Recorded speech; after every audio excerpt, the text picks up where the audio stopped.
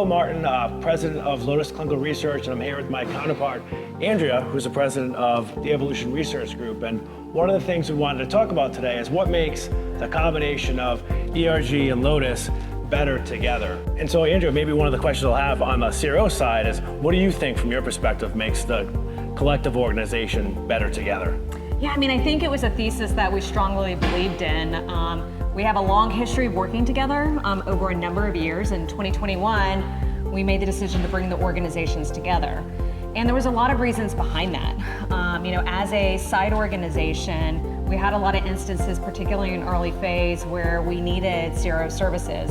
And we were farming that out to other organizations and just lost the ability to control timelines and delivery of data. So it made a lot of sense to look for a CRO partner that we knew well, that we could bring in to help to support that.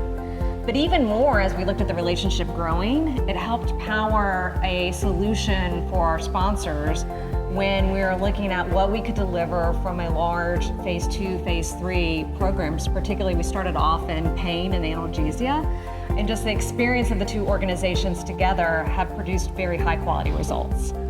Yeah, I know, agreed. And one of the things I think early on that was apparent right out of the gate is that a lot of the team members had actually already worked together. Even though we may not have been at Evolution Research Group or Lotus together for a while. Prior to that, a number of folks such as Lori, our CEO, Andrea and I, and many others have worked together for over 20 years. So I think when the teams have come together, our sponsors see that it's not only have we been working together for 4 or 5 years in our current construct, but we've had this long, rich history of working together. Yeah, and I think having that rich history together bleeds down to our teams.